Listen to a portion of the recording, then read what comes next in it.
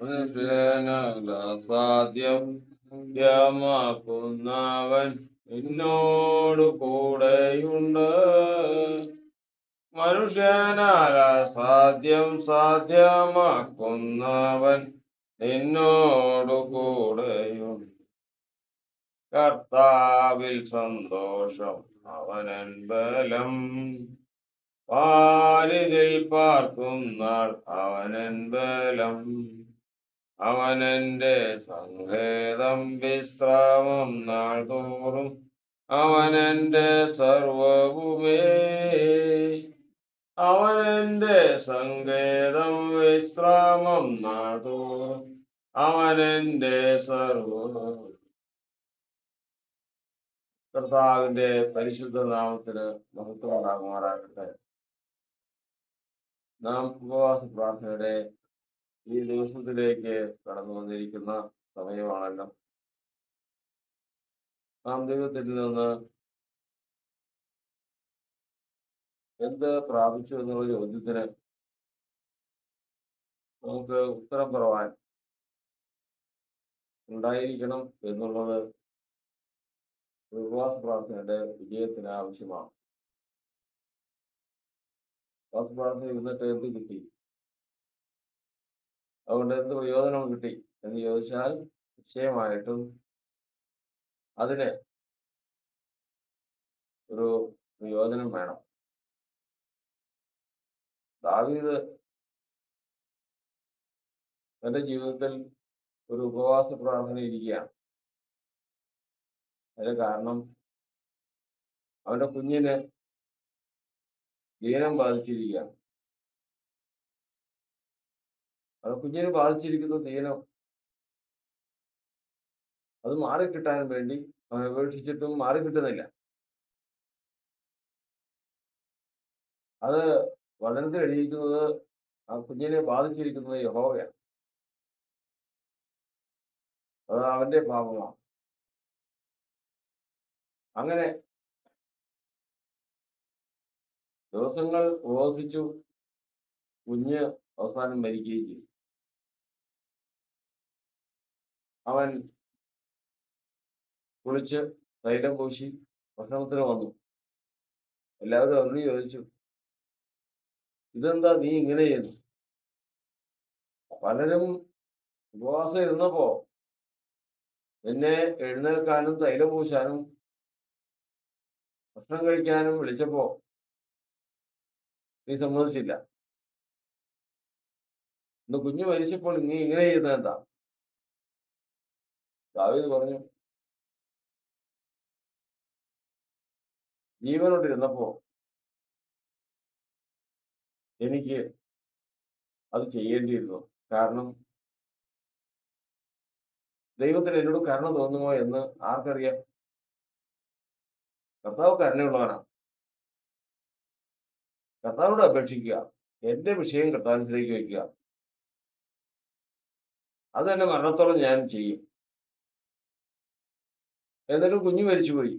എനിക്ക് കർത്താവിനോട് ഒരു ഭാരമോ പ്രയാസമോ ഒന്നുമില്ല. കുഞ്ഞു മരിച്ചുപോയി, മരിച്ചു. ഇനി അവനെ തിരിച്ചു വിട്ടാൻ എനിക്ക് പറ്റില്ല.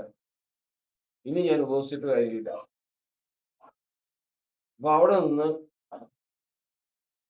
ദാവീദ് എന്ത് പ്രാപിച്ചു എന്നുള്ള ചോദ്യത്തിന് നമ്മളിപ്പോൾ കേട്ടതുപോലെ അവനൊരു മനസ്സ് പ്രാപിച്ചു. ഇത് സംഭവിച്ചത് എന്റെ തെറ്റാണ്, കർത്താവ് കരുണയുള്ളവനാണ്, ദൈവസന്നിധിയിൽ മുട്ടുകളെ മടക്കുന്ന വിഷയത്തിന് കർത്താവ് മറുപടി തരും. ഏതെങ്കിലും എനിക്ക് വഴിയിൽ എനിക്കിത് നൽകാൻ സാധിക്കുമായിരുന്നെങ്കിൽ എന്റെ കർത്താവ് ചെയ്യുമായിരുന്നു. എന്നാൽ അത് ചെയ്തില്ല. അതിന്റെ കാരണം ദൈവം നീതിമാൻ തന്നെയാണ്. എന്റെ ജീവിതത്തിലെ പാപവും കുറവും അതിനും മിതയാണ്. കേൾക്കാൻ കഴിയാത്തവണ്ണം എന്റെ ചെവി മന്ദമായിട്ടില്ല, വിടുവിക്കാൻ കഴിയാത്തവണ്ണം എന്റെ കൈ കുറുകിയിട്ടില്ല.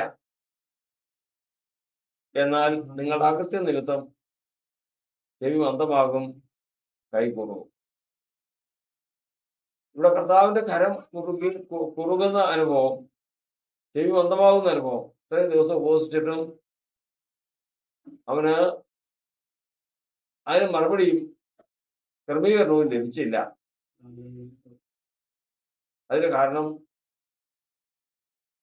അവന്റെ ജീവിതത്തിലെ കുറവുകളാണ്. ഇനി അടുത്തത്, എത്ര കുറവുള്ളവനാണെങ്കിലും, എത്ര കുറവുണ്ടെങ്കിലും കർത്താവ് ആ കുഞ്ഞിനെ ജീവിപ്പിച്ചു കൊടുത്താൽ, അതിന് പ്രാർത്ഥനയ്ക്ക് മറുപടി കൊടുത്താൽ എന്താ കുഴപ്പം?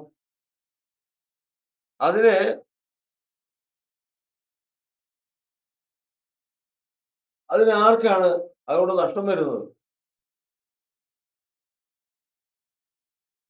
അതിന് ഉത്തരമാണ് നമ്മൾ മുമ്പ് കേട്ടത്. അതിനുള്ള ഉത്തരം ഇത് തന്നെയാണ്. ദാവീദിന്റെ നന്മയ്ക്ക് വേണ്ടി തന്നെയാണ്. ദാവീദിന് അത് നന്മയായിട്ട് ഭവിക്കും. കാരണം അത് ദാവീദിനുള്ള ബാലശിക്ഷയാണ്.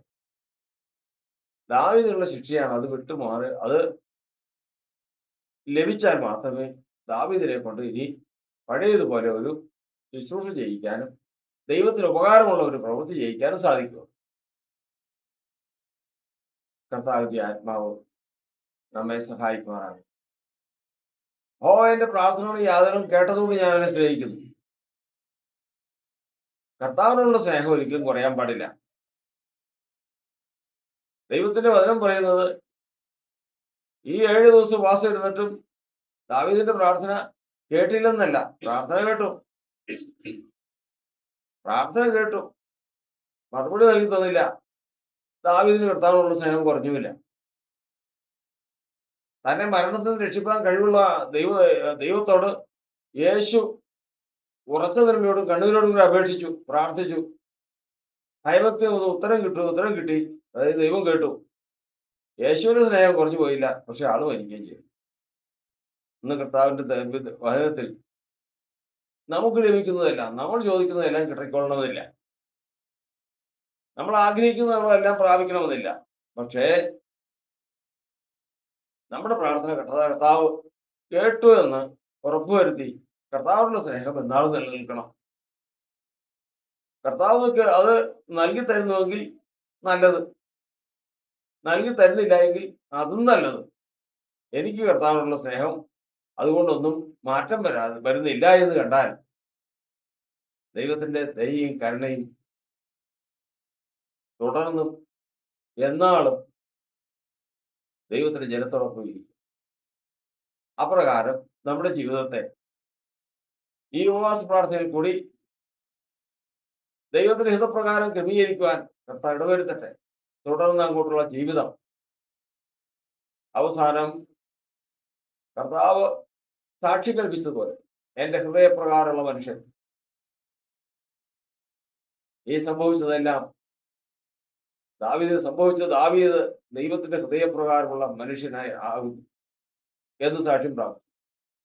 ഇന്നിതാ ഈ വിഷയങ്ങളെല്ലാമായിട്ട് കർത്താവിന്റെ സന്നിധിയിൽ നാം ആയിരിക്കുമ്പോൾ ഓർത്തുകൊള്ളണം, നാളെ നമുക്ക് വലിയൊരു സാക്ഷ്യം പ്രാപിക്കേണ്ടതുണ്ട്. നാളെ കർത്താവിന്റെ സന്നിധിയിൽ വലിയൊരു നന്മ പ്രാപിക്കേണ്ടതുണ്ട്. ആ നന്മ പ്രാപിക്കാൻ ഈ ജീവിതത്തിൽ സംഭവിക്കേണ്ടുന്ന കാര്യങ്ങൾ സംഭവിക്കണം. നമ്മൾ ചോദിക്കുന്ന കാര്യങ്ങളെല്ലാം അങ്ങനെ തന്നെ കിട്ടാനല്ല, പിന്നെയോ നമ്മൾ കടന്നു പോകേണ്ടുന്ന വഴികളിൽ കൂടി കടന്നു പോയേ പറ്റും. നമ്മൾ തീയിൽ കൂടി കടന്നു പോകണമെങ്കിൽ അതിൽ കൂടി കടന്നു പോയേ പറ്റും. ഒരിക്കലും അത് നീങ്ങി പോകാതിരിക്കട്ടെ, ലഭിക്കട്ടെ ലഭിക്കാതിരിക്കട്ടെ, കർത്താവിനുള്ള സ്നേഹം കുറഞ്ഞു പോകാൻ പാടില്ല. അത് ദൈവത്തിന് മുമ്പാകെ ദൈവത്തിന്റെ മക്കൾക്ക് നീതിയാണ്. ദാവീദിന് അത് നീതിയായി. എന്റെ സ്വന്തം കുഞ്ഞിന് വേണ്ടി അത്രയും അപേക്ഷിച്ചിട്ടും കിട്ടിയില്ല, ദാവീദിന്റെ സ്നേഹം കുറഞ്ഞില്ല.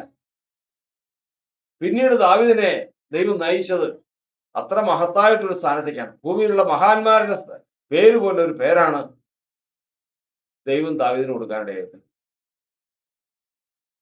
കർത്താവിന്റെ സന്നിധിയിൽ നാം ആയിരിക്കുമ്പോൾ നമ്മുടെ വിഷയങ്ങൾ എത്ര വലുതായിരുന്നാലും ചെറുതായിരുന്നാലും ലഭിക്കട്ടെ ലഭിക്കാതിരിക്കട്ടെ, കർത്താവിനുള്ള ഒരൊറ്റ പ്രാർത്ഥനയേ ഉള്ളൂ. കർത്താവ്, ഞാൻ പ്രാർത്ഥിച്ച വിഷയങ്ങളെല്ലാം ശരി, നിന്റെ ഹിതപ്രകാരം നൽകി തരണം.